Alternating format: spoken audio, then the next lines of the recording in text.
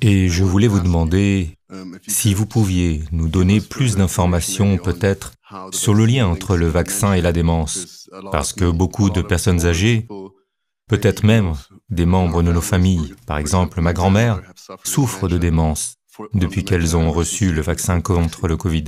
Je suis vraiment désolé et merci d'avoir soulevé cette question. Je sais que c'est l'une des choses les plus perturbantes. Tout le monde m'entend ? L'une des choses les plus dérangeantes sur le plan émotionnel pour beaucoup de gens, ce sont les changements de personnalité qui peuvent survenir chez leurs proches.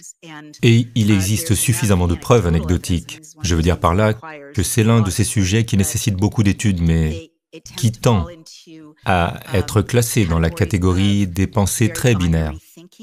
Les gens ne sont plus capables de penser de manière nuancée ou de faire preuve d'un esprit critique nuancé. Et ils ont également des problèmes de contrôle de leurs impulsions. Les gens deviennent très agressifs, vous avez des cas d'agressivité au volant, des accidents, des bagarres, un manque de régulation émotionnelle et de démence, comme vous l'avez mentionné. Nous connaissons donc maintenant le mécanisme à l'origine de cela, ou du moins certains des mécanismes, il en reste toujours à découvrir. Mais nous savons, comme je l'ai mentionné, que les nanoparticules lipidiques traversent la barrière hémato-encéphalique et, en effet, les nanoparticules lipidiques ont été développées et conçues pour traverser la barrière hémato-encéphalique. Elles ont été utilisées pour la première fois il y a 10 ans pour administrer des médicaments à des personnes atteintes de tumeurs cérébrales. Comme ces personnes étaient à un stade très avancé et avaient si peu de chances de survivre, les risques liés à l'introduction de nanoparticules lipidiques dans leur organisme étaient acceptables, car elles allaient mourir d'une tumeur cérébrale.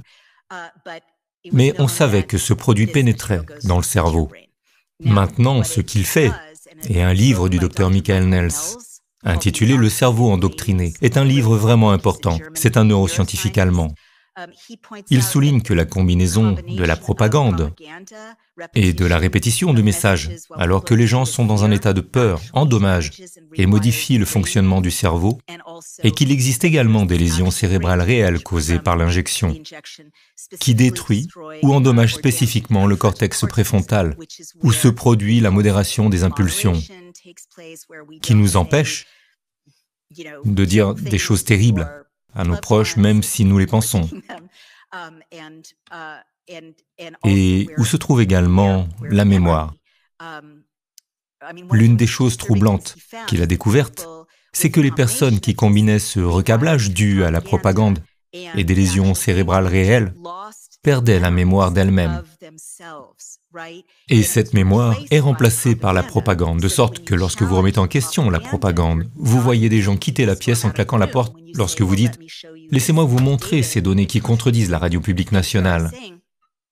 Car vous ne remettez pas seulement en question leurs connaissances, ce que les gens étaient autrefois capables de gérer dans un débat, mais vous remettez en question leur identité même, car leur cerveau a été en quelque sorte recablé. Je pense donc que cela mérite vraiment d'être souligné. Je ne sais pas ce qui s'est passé dans le cas de votre grand-mère, bien sûr, mais les documents de Pfizer font état d'un nombre tellement élevé de cas de démence de type Alzheimer qu'il est tout à fait compréhensible que ces nanoparticules lipidiques endommagent le cerveau lorsqu'elles circulent dans l'organisme en traversant la barrière hémato-encéphalique. Et c'est pourquoi, encore une fois, l'étude est si importante. Car vous souffrez entre autres d'une inflammation du cerveau. Vous souffrez d'une inflammation cérébrale causée par les nanoparticules lipidiques. Et donc, si vous pouvez suivre un traitement anti-inflammatoire, cela pourrait aider à guérir une partie de ce problème.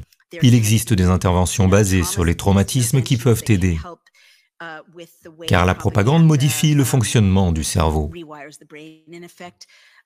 et peut affecter la reconstruction de la gaine de myéline du système nerveux, qui aide à la transmission de toutes les impulsions à travers le système nerveux. Mais ce sont des choses qui nécessitent une volonté politique ainsi qu'une volonté institutionnelle, des universités, des laboratoires, etc. C'est tout ce que je peux faire. Je suis vraiment désolé que cela soit arrivé à votre grand-mère.